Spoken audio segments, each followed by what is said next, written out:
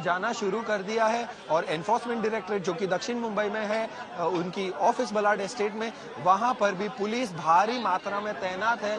वहां पर जो डिप्लॉयमेंट है वो बहुत ज्यादा बढ़ा दी गई है, क्योंकि पुलिस को पता था कि उन्हें आज ही लाया जाएगा। उस तरह की उन्होंने अरेंजमेंट सारी कर रखी है। तरह तरह के जो इंतजाम है वो सिक्योरिटी के मामले में वो लगा रखे हैं। और ऐसे भी रिपोर्ट्स आ रहे थे कि कुछ इलाकों में कुछ शिवसेना के झुंडों को रोका गया था जो कि बॉर्डर इलाके हैं, ताकि वो लोग शहर में आकर जो पोटेंशियल एक लॉ एंड ऑर्डर की जो समस्या है उसमें कहीं ना कहीं उनका योगदान ना हो। तो के पास शाम के 5 बजने को हैं और इस वक्त की बड़ी तस्वीर पूरा देश देख रहा है, सीधे संजय राउत के घर से लाइव। आपको बता दें, चौल घोटाले में राउत का ईडी से सामना हो रहा है, लेकिन राउत अपने आप को हीरो की तरह पेश करते हुए इन तस्वीरों में दिखाई दे रहे हैं। आपको बता दें, आज ही शिवसेना के सांसद संजय राउत को 9 घंटे की पूछताछ के बाद ईडी ने हिरासत में ले लिया है। भांडुप में उनके बंगले मैत्री पर सुबह 7 बजे से ईडी की टीम पहुंची हुई थी। 10 अफसरों ने राउत और उनके विधायक भाई सुनील राउत के कमरों की छानबीन की, तलाशी ली। टीम ने उनसे और उनके परिवार वालों से पूछताछ की, जिसके बाद उनको हिरासत में ले लिया गया क्योंकि वो जांच में सहयोग नहीं कर रहे थे। ईडी दफ्तर जा रहे हैं संजय राउत, लेकिन देखिए उनकी भावभंगिमा, खुद को हीरो की तरह पेश करते हुए और अपने समर्थकों को ये जताते हुए कि कुछ भी ऐसा नहीं हुआ है जिस पर दुख जताया जाए। और दोनों हाथ दिखाकर आप देखिए, अपने बाजुओं से दोनों हाथ को ऊपर करके दरअसल ताकत दिखाने की ये कोशिश संजय राउत की ओर से की जा रही है। उनके भाई भी सुनील राउत इन तस्वीरों में आपको टीवी स्क्रीन पर दिखाई दे रहे हैं, साथ ही परिवार के तमाम सदस्य भी आपको दिखाई दे रहे हैं। चौल घोटाले के गंभीर आरोप लगे हैं संजय राउत पर, लेकिन चूंकि ईडी ने उनको हिरासत में लिया है और ईडी पर लगातार शिवसेना जो उद्धव ठाकरे के गुट वाली है वो आरोप लगाती रही है कि किस तरह से ईडी जो है केंद्र सरकार के इशारे पर काम करती है। और इसी वजह से संजय राउत अपने इस बॉडी लैंग्वेज के जरिए ये बताने की कोशिश करते हुए कि मैं डरा नहीं हूं और जिसको जो करना है कर ले। तस्वीरें आपके सामने हैं, उनकी भावभंगिमा, दोनों हाथों को देखिए। उनके समर्थक आजू बाजू खड़े हुए हैं, कैमरे भी बहुत सारे लगे हुए हैं। उनको पता है कि पूरा देश इस वक्त संजय राउत को देख रहा है, इसी वजह से अपनी बॉडी लैंग्वेज को इस तरह से दिखाते हुए शिवसेना के सांसद संजय राउत, आपको बता दें, राउत ने पूछताछ में सहयोग नहीं की, जिसके बाद ईडी ने उनको हिरासत में ले लिया और अब राउत को दफ्तर लेकर जा रही है ईडी। दिव्येश हमारे संवाददाता जुड़ चुके हैं ज्यादा जानकारी के साथ। दिव्येश, ये जो बॉडी लैंग्वेज है इसके जरिए क्या बता रहे हैं?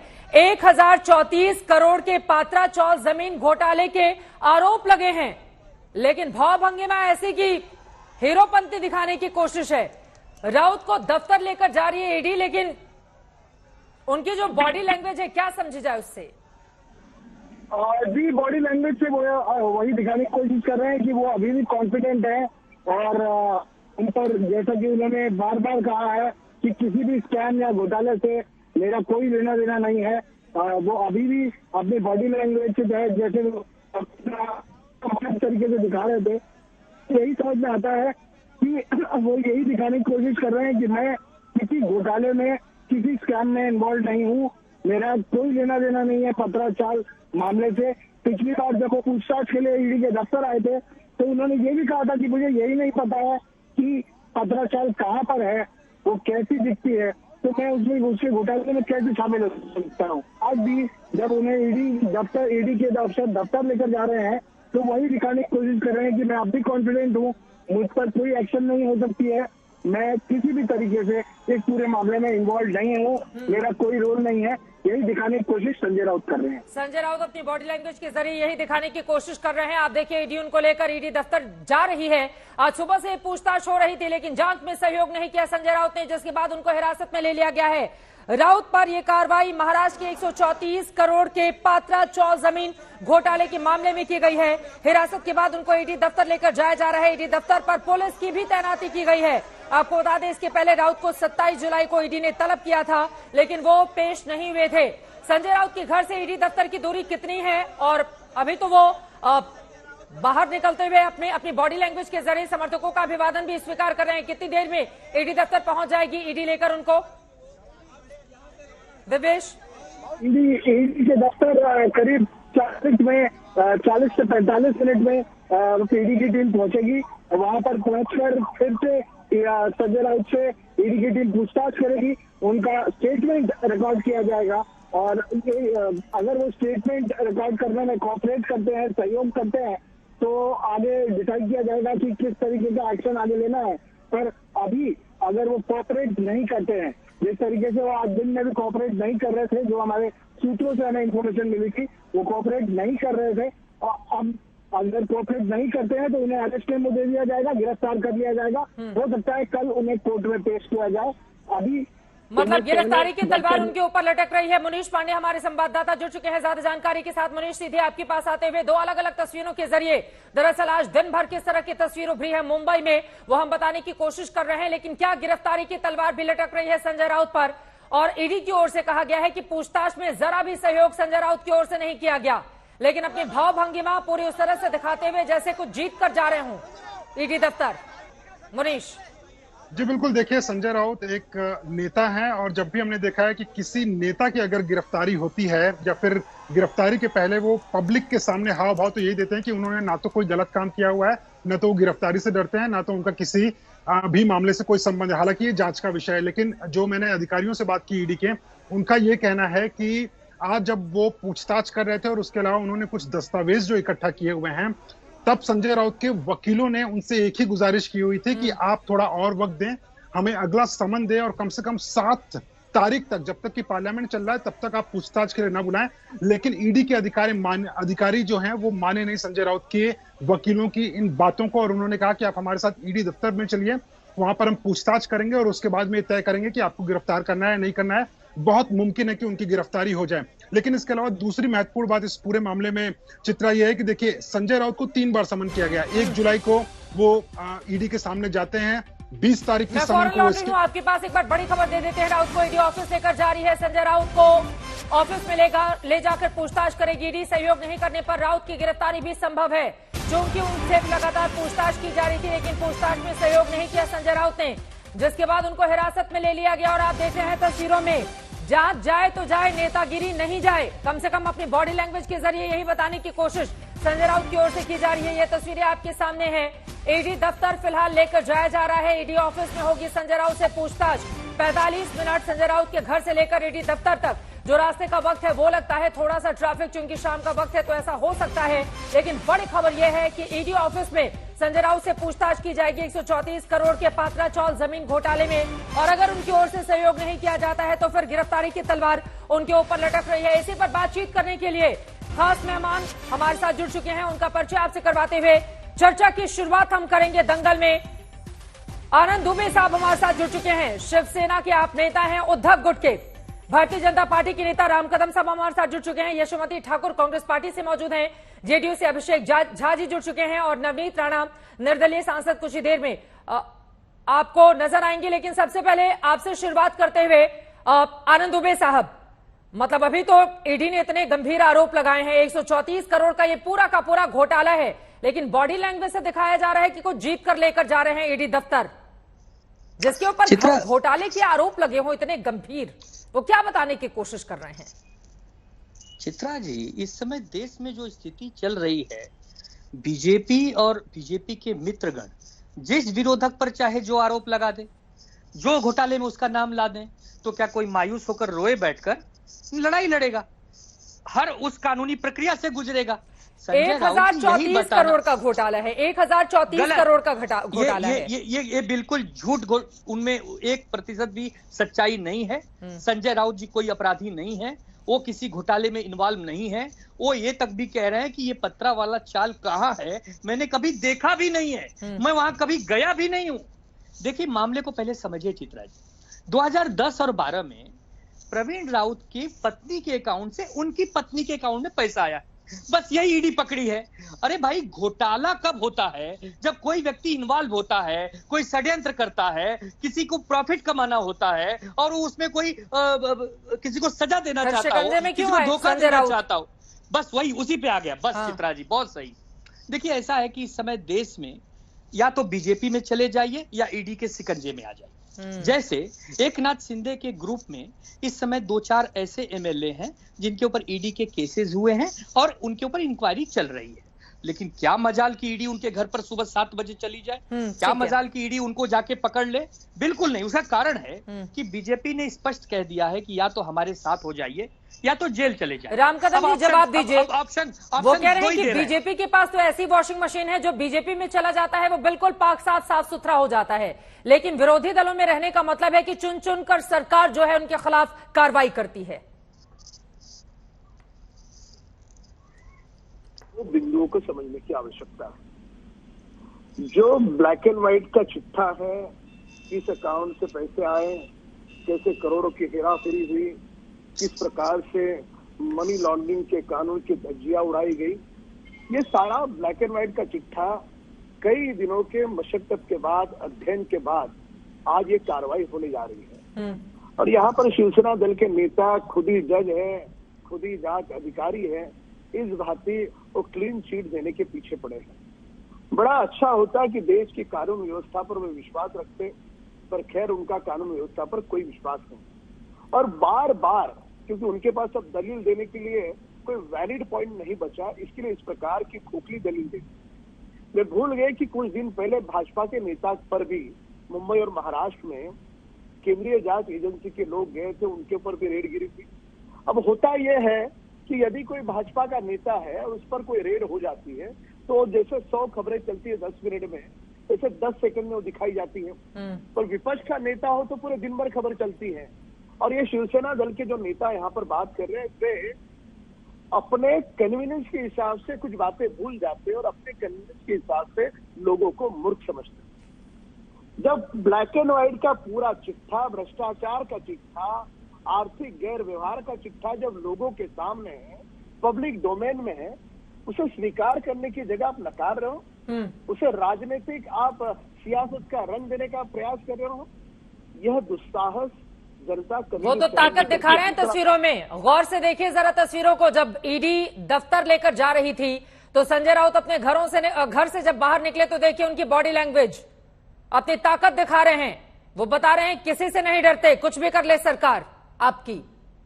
राम कदम जी नहीं, जो जिन्होंने दिन दहाड़े मुंबई और महाराष्ट्र की पुलिस को महीने की 100 करोड़ रुपये उगाही करो, इस प्रकार से आघाड़ी सरकार के नेताओं के, उनके आला कमान के मंत्रियों के आदेश थे, तो वे सारे लोग और उस विचारधारा को मानने वाले लोग, इतना बड़ा फाइनेंशियल फ्रॉड सामने आया है, तो अपने आप को हीरोइज्म की तरह प्रस्तुत करने का प्रयास करेंगे। ठीक है। तो सबसे महत्वपूर्ण बात यह है कि शिवसेना दल के नेता इस बात का समर्थन कैसे कर सकते हैं?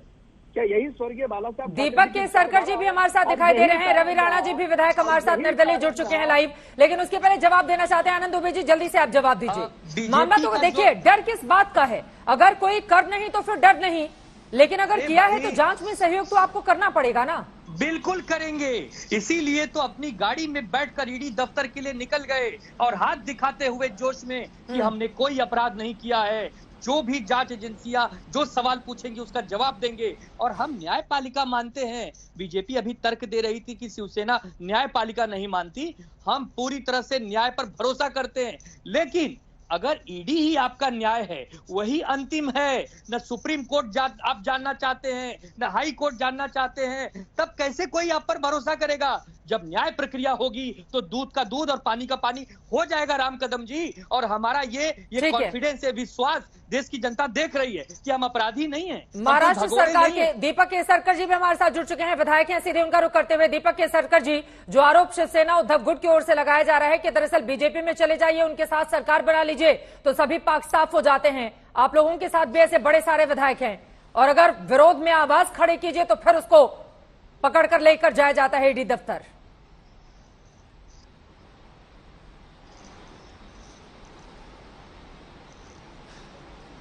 बिल्कुल झूठ चीज है।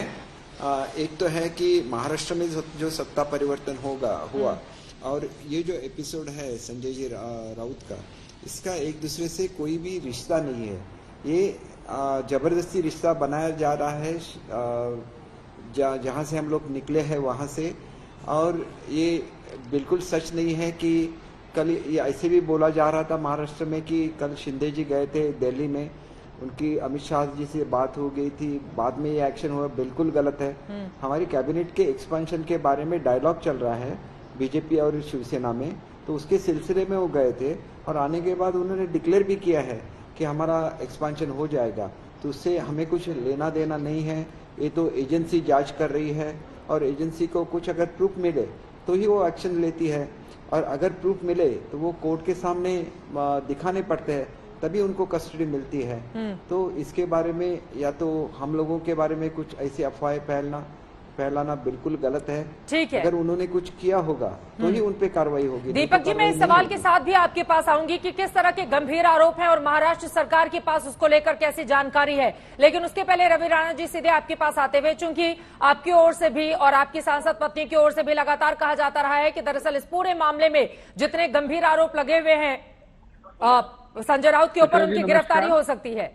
नमस्कार सर, पहले से ही आप लोग माहौल बना देते हैं कि गिरफ्तारी हो जाएगी, गिरफ्तारी हो जाएगी, और गिरफ्तारी की तलवार तो लटक रही है उनके ऊपर। मैं आपको बताना चाहूंगा, संजय राउत जी को जिस तरह से ईडी ने कई बार ईडी कार्यालय में उनकी चौकसी की, पूरे पुरावे उनको मिले, पूरा तपास किया, उसके बाद ईडी के अधिकारी आज जब सुबह उनके घर पे पहुंचते हैं तो हमको संदेश था कि ऐसा पता चला कि अगर ईडी के अधिकारी सुबह उनके घर पे पहुंचते पूरे पुरावे के साथ उनको निश्चित आज अरेस्ट किया जाएगा। क्योंकि आज देखिए आप कि संजय राउत जी की पूरी निष्पक्ष जांच ईडी ने किसी भी तरह की गड़बड़ न करते हुए उसको कई बार उनको चांस दिया, कई बार उनका जो बयान था बयान लिया, उनको बुलाया गया और उसके बाद आज जो अरेस्ट किया है उनको, और अरेस्ट करते टाइम जब उनकी एंट्री है बाहर निकलने की, तो आप देखिए नवाब मलिक भी इसी तरह इसी कॉन्फिडेंस के साथ बाहर निकले थे। पर उनको पता है जो करप्शन करता है, कई करप्शन के चार्जेस उनके ऊपर लगे हैं।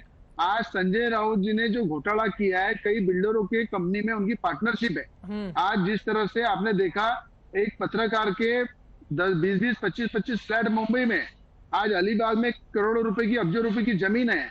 आज महाविकास आघाड़ी सरकार बनाने में सबसे अहम भूमिका संजय राउत जी की थी। उसके अंदर भी जो डील हुआ है, पैसे का लेन देन हुआ है कि उद्धव ठाकरे जी को मुख्यमंत्री बनाने के लिए, उनको कन्विंस करने के लिए पूरी सुपारी संजय राउत जी ने ली थी। रवि राणा जी, आज तो आपके पीछे मैं आपको राधाकृष्ण की तस्वीर नजर आ रही है, लेकिन हनुमान चालीसा के मसले पर आप लोगों को जेल तक जाना पड़ गया था, जिस तरह के विवाद उस समय सामने आए थे।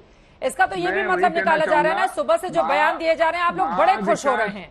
महाविकास आघाड़ी ने पूरा पावर का दुरुपयोग किया, हनुमान चालीसा पढ़ने पे हम पे राजद्रोह लगाया, नवनीत राणा एमपी और मुझे लॉकअप में डाला गया, वहाँ पानी नहीं दिया गया, बैठने के लिए शतरंजी दी ने 14 दिन तक हमें जेल में रखा। मुझे लगता है इन्होंने पावर का दुरुपयोग किया है और ईडी जो कार्रवाई कर रही है, इन्होंने जांच की है, कई बार उनको चांस दिया, उनका सुना गया, उनका बयान हुआ, उसके बाद ईडी ने जो आज कार्रवाई की है पूरी लीगल तरीके से कार्रवाई की है। और मुझे लगता है संजय राउत को अरेस्ट करने के बाद कई ऐसे तार मिलेंगे जो सिर्फ आरोपों के लिए नहीं।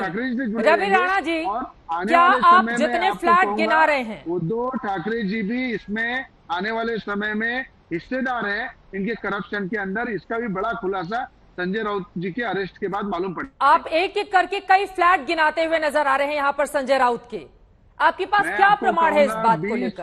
क्या आप झूठे आरोप लगा रहे हैं या वास्तव में कुछ तथ्य हैं आपके ऊपर संजय राउत को लेकर? मुंबई में 20 बिल्डरों के साथ पार्टनरशिप है। आज आपने देखा राकेश वाधवान जो है, जो करप्शन के चार्ज में अंदर है, उनके साथ भी उनकी पार्टनरशिप है। ऐसे कई बिल्डर आज अरेस्ट करने के बाद बड़ा भूकंप आपको राजनीति दिखेगा कि कैसे लिंक, किस तरह से कई बिल्डरों को ये महाविकास आघाड़ी के माध्यम से फायदा पहुंचा है, किस तरह से उनका एफएसआई बढ़ाया गया है। आज जो मुंबई शहर का जो डीपीआर है, जो सीएम उद्धव ठाकरे बनते ही उन्होंने मुंबई का डीपीआर जब फाइनल किया, उसमें आप देखिए कई मुंबई के इंपॉर्टेंट रिजर्वेशन जो थे वो हटाए गए, उसमें करप्शन करने में बड़ा पूरी तरह से पूरा। ठीक है, मैं लौट रही हूँ आपके पास। इस वक्त की बड़ी खबर आ रही है, किसी भी वक्त ईडी दफ्तर पहुंच सकते हैं संजय राउत। बड़ी जानकारी निकलकर सामने आ रही है। 1034 करोड़ का पात्रा चौल जमीन घोटाला है जिसके आरोप लगे हैं संजय राउत के ऊपर।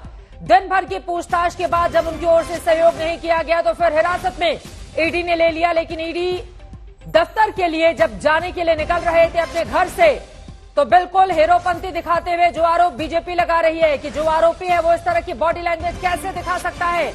ईडी की हिरासत में है संजय राउत और आपको बता दें किसी भी वक्त पहुंचने वाले हैं ईडी के दफ्तर वहां पर उनसे पूछताछ की जाएगी और माना जा रहा है कि अगर सही जवाब वो नहीं देते हैं तो फिर उन पर गिरफ्तारी की तलवार भी लटक रही है। रवि राणा जो निर्दलीय विधायक है, उनकी ओर से कहा जा रहा है कि उनकी जो स्थिति है, कई बिल्डरों के साथ उनके संबंध है, जिसके मद्देनजर घोटाले उनकी ओर से किए गए हैं और हो सकता है उनकी गिरफ्तारी भी हो जाए। इस पर जवाब दीजिए आनंद दुबे जी आप। वो कह रहे हैं कई ऐसे बिल्डर्स हैं जिनके साथ मिलकर घोटाला किया है और जांच अगर ठीक से हो जाए तो उद्धव ठाकरे तक पहुंच जाएगी आंच इस पूरे मामले की। ये हास्यास्पद है, यह पूरी तरह से बेबुनियाद है। संजय राउत जी के पास 3 प्रॉपर्टी है। एक विक्रोली में उनका संयुक्त परिवार रहता है, एक अलीबाग में उनकी छोटी सी जमीन है और एक दादर में उनका घर है। उसको अप्रैल में ईडी ने जब्त कर लिया। अब आज हैरानी की बात देखिए चित्रा जी कि जो घर 4-5 महीने से ईडी ने जब्त किया हो उसमें भी इंक्वायरी हो रही है, उसमें भी छापे पड़ रहे हैं, उसमें भी देखा जा रहा है कि यहाँ सर्च क्या किया जाए। हैरानी होती है भाई, जो प्रॉपर्टी पहले से आपके पास है, आपने सीज किया हुआ है, आप उसमें भी जांच कर रहे हैं कि कहीं कोई ताला तोड़ के तो नहीं घुस गया। ये सब चीज ऐसा दर्शाता है कि संजय राउत जी एक सांसद और एक पत्रकार हैं, वो बीजेपी के खिलाफ बोलते हैं, विरोधक हैं, विपक्ष में है, इस समय एक चेहरा है विपक्ष का, तो बीजेपी को अच्छा नहीं लगता। बीजेपी कहती है जो भी विरोधक देश में है, विरोधी हैं, उन्हें समाप्त करो, उन्हें ED, CBI, income tax, police जो जैसा मिले बल जबरी उसे खत्म करो। उन्होंने हमारी पार्टी को तोड़ने का कितना प्रयास कर रहे हैं। आप देखिए हमारे पीठ में छुरा भोंकने का काम कर रहे हैं और वो जानते हैं ऐसी भाषा जब ये लोग बोलते हैं कि ये मामला उद्धव जी तक जाएगा, शिवसेना तक जाएगा, कई लोग पकड़े जाएंगे, ये बदनामी करने का एक माहौल बनाते हैं ताकि लोग डर जाएं, जो हमारे साथ आना भी चाहते हो वो भाग जाएं। अरे भाई, जो ईडी के इंक्वायरी झेल रहे हैं, जिनके ऊपर आरोप लगे हैं, वो सब तो आपके पास वॉशिंग मशीन में बैठे हुए हैं, उनको आप नहला धुला के अच्छा बना देते हैं, लेकिन आप उन पर क्यों कार्रवाई करते हैं जो आपके विरोधक। अरे भाई, विपक्ष भी तो चाहिए चित्रा जी, क्या इस देश को विपक्ष नहीं चाहिए? क्या संविधान में विपक्ष नहीं चाहिए? घोटाला किया होगा उसके खिलाफ जांच होगी कि नहीं होगी? घोटाला जिसने किया उसमें बैठा रहेगा, इस वजह से उसके पास मत जाए ईडी, क्योंकि वो विपक्ष में है। नहीं, घोटाला जिसने किया है, खड़े करने लगेंगे, घोटाला जिसने किया है उसको पकड़ लो, उसको जेल में डाल दो। लेकिन जिसने घोटाला नहीं किया, जिसने सिर्फ आपको एहसास दिलाया कि आपकी नीति अच्छी नहीं है, आपकी सरकार सही काम नहीं कर रही है, उसको भी अगर पकड़ के ये कह के कि आप घोटालेबाज हो, ये कैसा देश है भाई? ठीक है, यशोमती ठाकुर जी भी हमारे साथ कांग्रेस पार्टी की नेता और प्रवक्ता जुड़ चुकी हैं। यशोमती जी, मैं फौरन आपके पास आऊंगी, लेकिन राम कदम जी उनके सवालों का जवाब दीजिए। वो कह रहे हैं ईडी के पास जो पहले से जब्त संपत्ति और घर हैं, उनमें भी वो जांच करके दरअसल इस तरह का माहौल बना रही है कि देखिए आज ही इनके घर से ये चीजें बरामद हुई हैं। जो पहले से ही आपके अंडर में है उसको लेकर फिर इतनी वाहवाही क्यों करना खुद की? राम कदम जी, जब करोड़ों का फ्रॉड देश और विश्व की दुनिया के सामने आया और ऐसे अपराधी व्यक्ति विशेष का समर्थन पूरा का पूरा शिवसेना दल यदि करता है तो उनकी मानसिकता, उनकी विचारधारा ये स्वर्गीय बाला साहब ठाकरे जी की विचारधारा नहीं रही। वे उस विचारधारा को त्याग चुके हैं, ये पूरी तरह से सुनिश्चित होता है। और शायद वही कारण है, और उस प्रकार से अन्य कारण दीपक जी उसे विस्तार से बताएंगे कि किस प्रकार से इन्होंने बाला साहब की विचारधारा त्याग दी। अब सारे आंकड़े पब्लिक डोमेन में है। अब इनका निजी अकाउंट से कैसे पैसों की धांधली होती है, क्या इसका भी समर्थन शिवसेना दल करेगी? अब इसका समर्थन अगर दल करता है तो स्वाभाविक रूप से बात उठती है कि क्या ये पूरे 1000 करोड़ के गफले में बाकी भी अन्य नेता और उनके कोई आला कमान है? ये हम नहीं कह रहे, ये देश का आम नागरिक पूछना चाहता है। हालांकि दरअसल ये शिवसेना नेता और विपक्ष के लोगों का ये मानना है और इनकी ये मंशा दिखती है इनके बातों पे से कि यदि कोई नेता भ्रष्टाचार करता है तो ये बदले हुए भारत में उसे कोई सजा न हो, भ्रष्टाचार करने की उसे आजादी मिले। ठीक है, क्या इस प्रकार की मांग शिवसेना दल की है? हाँ। ये बदले हुए भारत में नेता हो, अभिनेता हो, कार्रवाई होगी, उसकी जगह। लेकिन देश के अलग अलग हिस्सों में ईडी की जिस तरह की सक्रियता है और 2014 के बाद उसकी अति सक्रियता, जिस पर बार बार विरोधी दल सवाल खड़े करते रहे हैं, चाहे राजधानी दिल्ली में राहुल सोनिया गांधी का मामला हो, चाहे पश्चिम बंगाल का मामला हो, या फिर देश के किसी अन्य हिस्से का, और आज ईडी के सवालों को लेकर आपका सामना हो रहा है शिवसेना से। यशोमती ठाकुर जी भी हमारे साथ जुड़े हुए हैं, कांग्रेस पार्टी की नेता। यशोमती जी, सीधे आपके पास आते हुए, चूंकि 1034 करोड़ का ये बड़ा घोटाला है और इसमें दूध का दूध और पानी का पानी तभी होगा जब ईडी जांच करेगी, अपनी रिपोर्ट देगी, तो ईडी की जांच को लेकर अभी से इतना ज्यादा तमाशा क्यों, यशोमती ठाकुर जी? नहीं, मुझे नहीं लगता है कि वो कोई जांच में सहकार्य नहीं करेंगे। उन्होंने पहले ही बोला था कि वो सहकार्य जरूर करेंगे। लोकसभा का सत्र शुरू है और इसी की वजह से वो उन्होंने परमिशन मांगी थी। खैर, रही बात ईडी की, तो ईडी तो अभी आजकल जो भाजपा के साथ नहीं है, केंद्र सरकार के साथ नहीं है, या भाजपा ने बनाई हुए सरकार के साथ नहीं है, उनके ऊपर ईडी लग जाती है। आप देखिए किस तरीके से उन्होंने महाविकास आघाड़ी की सरकार तोड़ने का तोड़ी, उसमें वो कामयाब हुए। जिस तरीके से उन्होंने 40 एमएलए को उन्होंने एब्सकॉन्डिंग किया, उसके बाद में उनको लाया, उसके बाद में वो सरकार बनाई। अनऑथेंटिक सरकार है, अनकॉन्स्टिट्यूशनल बनाए हैं। और जो लोग उनके साथ गए हैं वो सारे के सारे लोग किसी के ऊपर ईडी लगी है, किसी के ऊपर सीबीआई है, किसी कोई महिला के प्रकरण में फंसा हुआ है, ऐसे फंसे हुए लोग गए हैं वहां पे। और इतनी हिटलर शाही यहाँ पे शुरू है कि आश्चर्य है ये सारी बातों का। ठीक है, दीपक केसरकर जी, सीधे आपके पास आते हुए, चूंकि मुख्यमंत्री शिंदे दिल्ली में हैं और इसी वजह से कहा जा रहा है ये संयोग है या फिर प्रयोग है। फिलहाल 6 अलग अलग तस्वीरें जल्दी से अपने दर्शकों को दिखाते हुए इस सवाल का जवाब आप जरूर दीजिएगा। संजय राउत ईडी की हिरासत में है, ईडी अपने दफ्तर लेकर गई है, कुछ ही पलों में वो पहुंचने वाले हैं। क्या गिरफ्तार हो जाएंगे संजय राउत, ये बड़ा सवाल है। सुबह 7 बजे ही ईडी ने छापेमारी की थी। बीजेपी की साजिश शर्मनाक है, उद्धव ठाकरे ये आरोप लगा रहे हैं भारतीय जनता पार्टी पर। वहीं ईडी की जांच जारी है। मुख्यमंत्री शिंदे जो राजधानी दिल्ली में है, कहा तो ये जा रहा है कि अपनी कैबिनेट और मंत्रियों को लेकर यहां पर माथापच्ची करने के लिए आए हैं। लेकिन सीजे दीपक केसरकर जी, चूंकि आरोप तो लगेंगे ही ना, जब शिंदे राजधानी दिल्ली में है तो संजय राउत के खिलाफ कार्रवाई हो रही है और शिंदे और उनके गुट के खिलाफ सबसे ज्यादा मुखर होकर अगर शिवसेना उद्धव गुट में किसी भी एक नेता ने बोला था तो वो संजय राउत ही थे। संयोग है या प्रयोग है ये?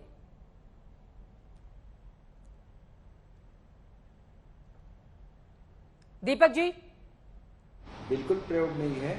महाराष्ट्र की जनता जानती है कि कैबिनेट एक्सपांशन ड्यू है और उनकी, हाँ, आपको मेरी आवाज सुनाई दे रही है? आ रही है सर, बोले।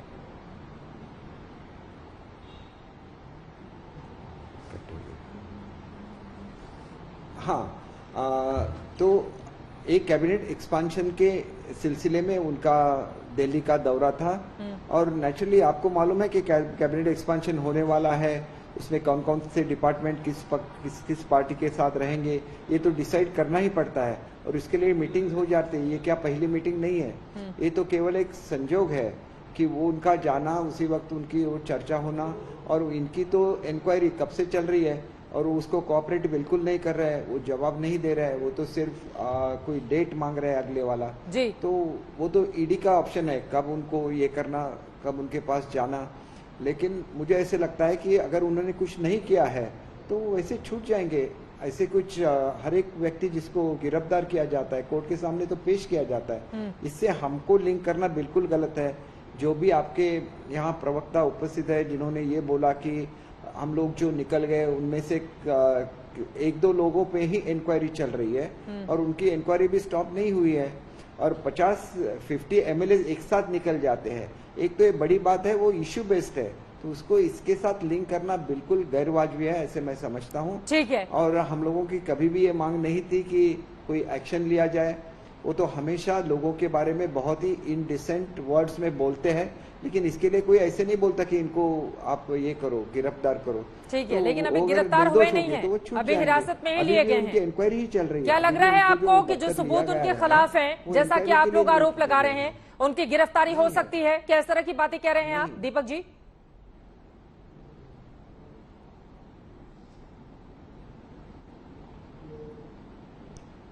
गिरफ्तार होना या न होना ये सबूतों के ऊपर डिपेंड करता है। मुझे इतना ही कहना है कि आजकल महाराष्ट्र में जो एक्शन हो रहे हैं बड़े बड़े बिल्डरों पे, उन्होंने एक बाला साहब की स्कीम थी जहां वो बाला साहब चाहते थे कि गरीब लोगों के उनके खुद के मकान मिल जाए और इसके लिए जो स्कीम्स थी उसके लिए वो गरीबों को उनके मकानों से निकाला गया, उनको घर नहीं दिए गए और एक बड़ा इश्यू चल रहा है महाराष्ट्र में। ना कि इनकी प्रवीण राउत जो उनके करीबी है उनकी अरेस्ट हुई, बहुत सारे ऐसे बिल्डर जिनको कुछ भी लेना देना नहीं था पॉलिटिक्स से, उनकी भी अरेस्ट हो चुकी है और उनके खिलाफ भी एक्शन हो रहा है। ठीक है, सब मैं लौट के आ रही हूँ। जो गंभीर आरोप आपकी ओर से लगाए गए हैं आनंद दुबे जी उसका जवाब देंगे, लेकिन उसके पहले जल्दी से अपने रिपोर्टर का रुख करते हुए देव कोटक इस वक्त हमारे संवाददाता जुड़ चुके हैं। रास्ते में है इस वक्त संजय राउत, ईडी दफ्तर लेकर जारी है। हिरासत में ले जाने के बाद संजय राउत की ओर से ट्वीट किया गया है। आपको बता दें संजय राउत ने कहा है उसे नहीं हरा सकते जो कभी हार नहीं मानता, उसे नहीं हरा सकते जो कभी हार नहीं मानता। संजय राउत की ओर से यह ट्वीट किया गया है। आपको बता दें ईडी की कार्रवाई शुरू होने के बाद संजय राउत की ओर से एक और ट्वीट किया गया था और कहा था कि मेरा किसी घोटाले से लेना देना नहीं है। मैं शिवसेना प्रमुख बाला साहब ठाकरे की शपथ लेकर ये कह रहा हूं, बाला साहब ने हमें लड़ना सिखाया, मैं शिवसेना के लिए लड़ना जारी रखूंगा। ये झूठी कार्रवाई है, झूठा सबूत है, मैं शिवसेना नहीं छोड़ूंगा, मैं मर भी जाऊं तो समर्पण नहीं करूंगा। और हिरासत में लिए जाने के बाद कहा है संजय राउत ने उसे नहीं हरा सकते जो कभी हार नहीं मानता है। सीधे देव कोटक का रुख करते हुए, देव कितनी देर में ईडी दफ्तर पहुंच जाएंगे संजय राउत? जी आने वाले 30 से 40 मिनट के अंदर की संभावना है। मैं लौट रही हूँ, आपकी बात कर रही हूँ। संजय राउत का ट्वीट दिखा रहे हैं। देखिए यहाँ पर बाला साहब ठाकरे उद्धव ठाकरे के साथ अपनी तस्वीर को टैग करते हुए उन्होंने लिखा है कि आप उस व्यक्ति को नहीं हरा सकते जो कभी हार नहीं मानता, झुकेंगे नहीं, जय महाराष्ट्र। संजय राउत की ओर से यह ट्वीट किया गया है। एक बार फिर से गौर से देखिए, बाला साहब ठाकरे और उद्धव ठाकरे की फोटो के साथ अपनी फोटो ट्वीट करके वो लिखते हैं आप उस व्यक्ति को हरा नहीं सकते जो कभी हार नहीं मानता, झुकेंगे नहीं, जय महाराष्ट्र। संजय राउत का ये कुछ देर पहले किया गया ट्वीट है। हिरासत में लिए जाने के बाद संजय राउत की ओर से ये ट्वीट किया गया है। देव अपनी बात को आगे बढ़ाएं आप। जी जैसे कि आपने पूछा कि कितना समय लग जाएगा, तकरीबन 30 से 45 मिनट लग जाएंगे मैक्सिमम, क्योंकि आज रविवार का दिन है और ट्रैफिक की भी कोई अनुमति नहीं है। तो ये सीधा जो हाईवे का रास्ता है ईस्टर्न एक्सप्रेस हाईवे से निकलेंगे और सीधा पहुंचेंगे वीटी के द्वारा एनफोर्समेंट डायरेक्टरेट के दफ्तर, जहां उनसे और ज्यादा पूछताछ की जाएगी। उनके खिलाफ में जो सारे आरोप लगाए गए उस पर जांच पड़ताल करेगी। ईडी तो साफ तौर पर यही चाहेगी कि वो सहयोग दे संजय राउत और पूरी तरह से कोऑपरेट करे और जो उनके ऊपर सारे जो आरोप लगाए गए हैं उसका भी एक साफ तौर पर जवाब दे। तो इस तरह की जो चीजें हैं अनुमति, उसकी अनुमति हम लगा सकते हैं। और सुबह से भी काफी समय लग गया, 6 साढ़े 6 घंटे से ज्यादा लग गए। रविवार के दिन सुबह में जब आना पड़ा तो इस स्थिति की गंभीरता आप समझ ही सकते हैं चित्रा। तो इस तरह की जो चीजें हैं हमारे सामने आ रही है और फिलहाल हम ऑन द वे है संजय राउत जी को ट्रैक करते हुए ईडी दफ्तर की ओर। जो ट्वीट उनकी ओर से किया गया है जय महाराष्ट्र कहते हुए फोटो के साथ उद्धव ठाकरे और बाला साहब ठाकरे को लेकर, और ये तस्वीरें आपको दिखा रहे हैं, ऐसा लग रहा है ईडी दफ्तर पहुंच गए हैं। ये गाड़ी इसी ब्लैक कलर की गाड़ी में मौजूद हैं संजय राउत, ईडी दफ्तर पहुंच चुके हैं। लाइव तस्वीरें इस वक्त आपको टीवी स्क्रीन पर हम दिखा रहे हैं। 1034 करोड़ के पात्रा चौल जमीन घोटाले में हिरासत में लेने के बाद ईडी अपने दफ्तर लेकर गई है। ईडी दफ्तर की ये तस्वीरें आपको दिखा रहे हैं। तमाम कैमरे हैं वहां पर, महाराष्ट्र पुलिस का जबरदस्त वहां पर सुरक्षा इंतजामात। ये तस्वीरें आपके सामने हैं। ईडी दफ्तर पहुंच चुके हैं संजय राउत, लेकिन ईडी दफ्तर पहुंचने के ठीक पहले अपने बॉडी लैंग्वेज के जरिए ये बताने की कोशिश कर रहे थे कि झुकूंगा नहीं। कम से कम बॉडी लैंग्वेज उनकी यही बयां कर रही थी। और ये तस्वीरें आपके सामने हैं। ईडी दफ्तर में ले जाकर अपने संजय राउत से पूछताछ करेगी। हालांकि 8 घंटे आज पूरे दिन उनसे पूछताछ की गई है बाहर निकलकर गाड़ी से। क्या फिर कोई नए बॉडी लैंग्वेज के जरिए कोई संकेत करेंगे संजय राउत? मीडिया कैमरे की तरफ हाथ हिलाते देखे, अपना ये जो भगवा स्टोल है इसको ऊपर उठाकर बिल्कुल उसी अंदाज में जैसे घर से निकले हुए थे।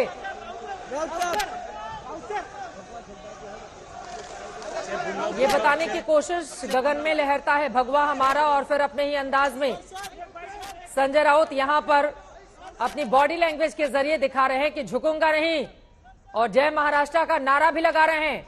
जहां जहां कैमरे हैं उधर उधर देखते हुए, हाथ हिलाते हुए, लेफ्ट राइट दोनों ही तरफ। और अब सीधे ईडी दफ्तर में दाखिल होते हुए संजय राउत की लाइव तस्वीरें आपको दिखा रहे हैं मुंबई ईडी दफ्तर की। संजय राउत की ओर से दफ्तर पहुंचने के ठीक पहले हिरासत में ले जाने के बाद ट्वीट किया गया है और कहा गया है ट्वीट के जरिए कि दरअसल मैं झुकूंगा नहीं, एक तरह का ये संकेत। और अपनी फोटो उद्धव ठाकरे, बाला साहब ठाकरे के साथ उन्होंने पोस्ट की है। 2 अलग अलग तस्वीरें आपको दिखा रहे हैं। बड़ी खबर, झुकेंगे नहीं, जय महाराष्ट्र, ये बताते हुए संजय राउत इन तस्वीरों में देव कोटक पहुंच चुके हैं संजय राउत ईडी दफ्तर, और वहां पर भी पहुंचकर ये बताने की कोशिश की कुछ भी हो जाए झुकेगा नहीं। खरी शिवसेना काय आहे हे आज तुम्ही पाहताय। मेरे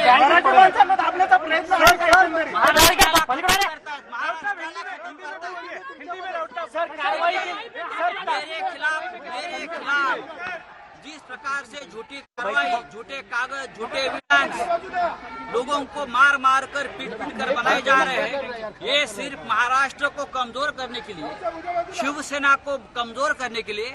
लेकिन शिवसेना कमजोर नहीं होगी, महाराष्ट्र कमजोर नहीं होगा।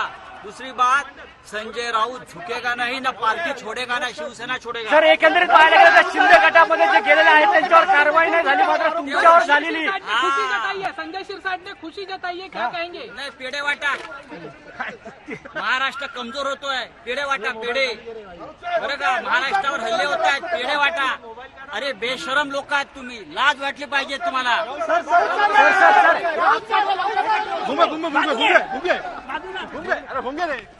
संजय राउत को आप सुन रहे थे। मीडिया कैमरे जहां पर लगे हुए थे वहां सीधे वो पहुंचते हैं और फिर बताते हैं कि ये सब साजिश है मेरे खिलाफ, मैं झुकूंगा नहीं। संजय राउत ने सीधे सीधे बोल दिया है कि ये सब कुछ साजिश है मेरे खिलाफ, मैं झुकूंगा नहीं। शिवसेना को कमजोर करने की ये साजिश है और इस साजिश को जो लोग अंजाम दे रहे हैं उसमें वो कामयाब नहीं होंगे। संजय राउत को ईडी दफ्तर लेकर जाया गया। ईडी दफ्तर पहुंचने के बाद मीडिया कैमरों को देखते हुए सीधे वो वहीं पहुंचते हैं जहां पर माइक आईडी उनका इंतजार कर रही थी और ये कहा शिवसेना को कमजोर करने की साजिश जिन लोगों की ओर से रची जा रही है वो उसमें कामयाब नहीं होंगे। जो हार नहीं मानता उसको कोई भी हरा नहीं सकता है। संजय राउत ने कहा झुकेगा नहीं। ये तस्वीरें आपको दिखाने एक बार फिर से मुझे लगता है कि वो बयान उनका सुनाना चाहिए। जब ईडी दफ्तर पहुंचते ही मीडिया के सामने आकर उनकी ओर से ये कहा गया कि मैं झुकेगा नहीं, शिवसेना को कमजोर करने की साजिश जिन लोगों की ओर से रची जा रही है वो उसमें कामयाब नहीं होंगे। जिस प्रकार से झूठी कार्रवाई, झूठे कागज, झूठे विधान लोगों को मार मार कर पीट पीट कर बनाए जा रहे हैं, ये सिर्फ महाराष्ट्र को कमजोर करने के लिए, शिवसेना को कमजोर करने के लिए। लेकिन शिवसेना कमजोर नहीं होगी, महाराष्ट्र कमजोर नहीं होगा। दूसरी बात, संजय राऊत झुकेगा नहीं ना, पार्टी छोडेगा ना, शिवसेना छोडेगा। सर, एकंदरीत पाहायला गेलं तर शिंदे गटामध्ये जे गेलेले आहेत त्यांच्यावर कारवाई नाही झाली, मात्र तुमच्यावर झालेली। खुशी जताई है, संजय शिरसाट ने खुशी जताई है, क्या कहेंगे? नहीं, पेड़े वाटा महाराष्ट्र कमजोर होतोय, पेड़े वाटा पेड़े, बरं का? महाराष्ट्रावर हल्ले होत आहेत, पेड़े वाटा। अरे बेशरम लोक आहेत तुम्ही, लाज वाटली पाहिजे तुम्हाला।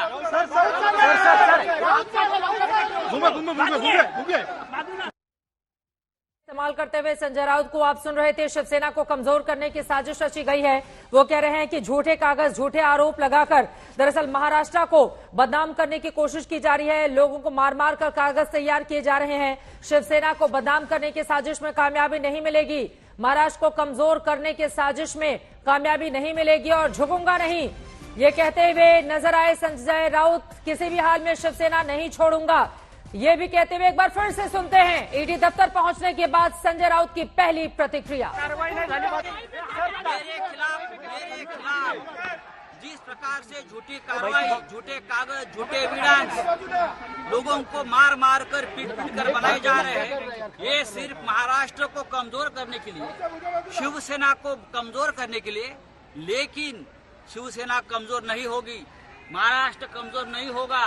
दूसरी बात, संजय राऊत झुकेगा नहीं ना, पार्टी छोडेगा ना, शिवसेना छोडेगा। सर, एकंदरीत पाहायला गेलं तर शिंदे गटामध्ये जे गेलेले आहेत त्यांच्यावर कारवाई नाही झाली, मात्र तुमच्यावर झालेली। खुशी जताई है, संजय शिरसाट ने खुशी जताई है, क्या कहेंगे? नहीं, पेड़े वाटा महाराष्ट्र कमजोर होतोय, पेड़े वाटा पेड़े, बरं का? महाराष्ट्रावर हल्ले होत आहेत, पेड़े वाटा। अरे बेशरम लोक आहेत तुम्ही, लाज वाटली पाहिजे तुम्हाला।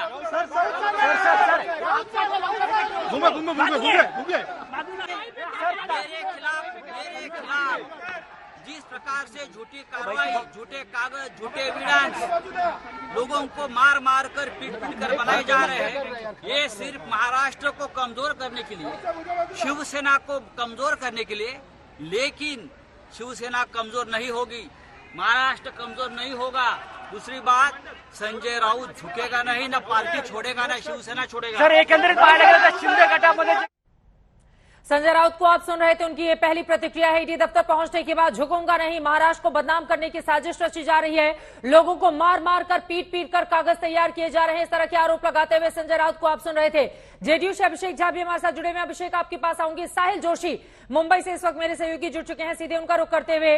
साहिल, ये जो आरोप लगाए जा रहे हैं संजय राउत की ओर से, उन्होंने कहा है कि मार मार कर पीट पीट कर मेरे खिलाफ कागज तैयार किए जा रहे हैं, लेकिन मैं झुकूंगा नहीं और महाराष्ट्र को बदनाम करने की कुछ लोग साजिश रच रहे हैं। उनके इस बयान के मतलब और मायने क्या निकाले जाएं, इसके साथ ही गिरफ्तारी की तलवार भी इन तमाम बातों के तर लटकती हुई संजय राउत के ऊपर। साहिल। बिल्कुल चित्रा, पूरी तरीके से गिरफ्तारी की तलवार लटकती हुई नजर आ रही है। जिस तरीके से उन्हें अपने घर से उठाकर आज ईडी के दफ्तर लाया गया, इससे पहले कोशिश की जा रही थी ईडी के अधिकारियों की तरफ से कि तुरंत वो निकले, लेकिन जिस तरीके से नवाब मलिक तुरंत समन्स हाथ में लेकर ईडी के दफ्तर पहुंच गए, उस तरीके से जाने से संजय राउत ने इनकार कर दिया था।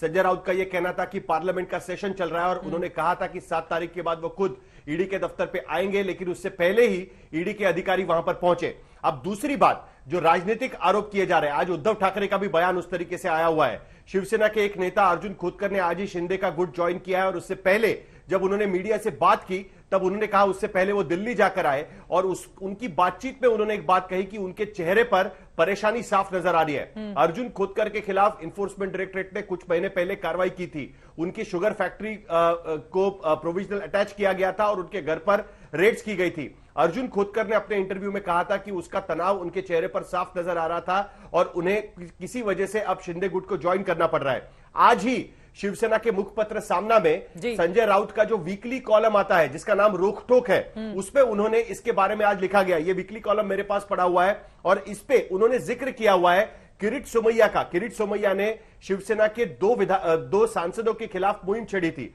उसमें से पहली मुहिम भावना गवली के खिलाफ छेड़ी थी, जिनको 5 समन दिया गया था, 5 बार समन किया गया था ईडी के दफ्तर पर। उस समन के बाद किरीट सोमैया ने भावना गवली के मतदार क्षेत्र में जाकर, उनके चुनाव क्षेत्र में जाकर उनके खिलाफ मोर्चा खोलने की कोशिश की थी। भावना गवली के समर्थकों ने उनकी गाड़ी पर हमला करने की कोशिश की थी, आरोप भी किरीट सोमैया ने लगाया था। आज भावना गवली शिंदे गुट पे शामिल हो चुकी है। कहीं ना कहीं संजय राउत जो कह रहे हैं और जो उद्धव ठाकरे की प्रतिक्रिया रही कि दबाव में डालकर लोगों को शिंदे गुट पे शामिल किया जा रहा है, ये बात उद्धव ठाकरे और संजय राउत भी आज बार बार कहने की कोशिश कर रहे हैं। उनका यह कहना है कि जिस तरीके से केंद्रीय एजेंसीज की कार्रवाई चल रही है वो उनको निशाना बनाने की कोशिश है, लेकिन दूसरी तरफ ईडी ने इस मामले में प्रवीण राउत को गिरफ्तार किया हुआ है, जो संजय राउत के नजदीकी माने जाते हैं। उनके खिलाफ जो चार्जशीट फाइल हुई है, उस चार्जशीट में प्रवीण राउत संजय राउत के फ्रंट है या किसी एक पॉलिटिकल लीडर के फ्रंट है, इस तरीके की बात इन्फोर्समेंट डायरेक्टरेट ने कही थी।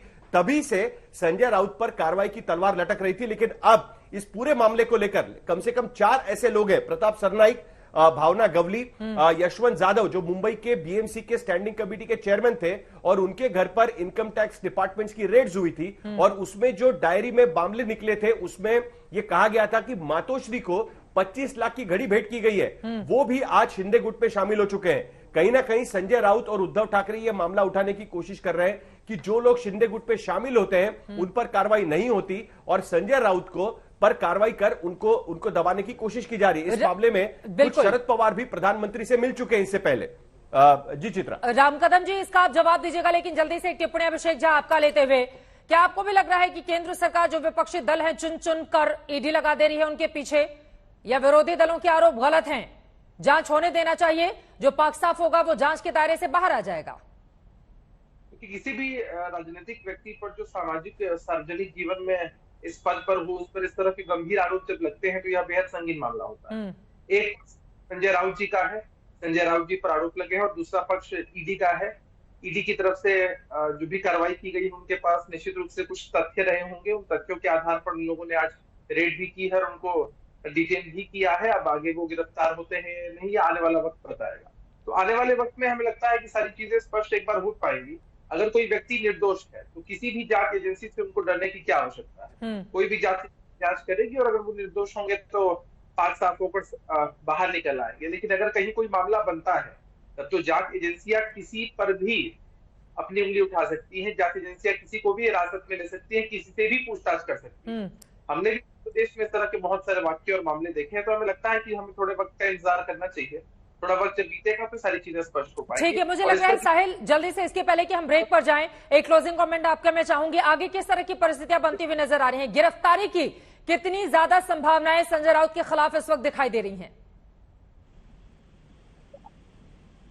खिलाफ गिरफ्तारी की बनी हुई है। जिस तरीके से मैंने कहा कि ये जो केस है इसमें जो गिरफ्तारी हुई है प्रवीण राउत की, उनके चार्जशीट में इसका जिक्र किया गया है कि प्रवीण राउत महज फ्रंट थे, वो किसी एक पॉलिटिकल लीडर के फ्रंट के तौर पर काम कर रहे थे और जो 96 करोड़ रुपए प्रवीण राउत के पास आए हुए हैं वो किसी न किसी व्यक्ति के लिए इस्तेमाल किए गए और वही आरोप संजय राउत पर लगाया जा रहा है ईडी की तरफ से कि प्रवीण राउत के पास जो पैसे आए उस पैसे का इस्तेमाल संजय राउत के लिए किया गया। इसीलिए संजय राउत पर गिरफ्तारी की तलवार लटक रही है, यह हम लोग साफ शब्दों में कह सकते हैं। जल्दी से एक क्लोजिंग कमेंट आनंद दुबे जी आपका। गिरफ्तारी की तलवार तो लटक रही है।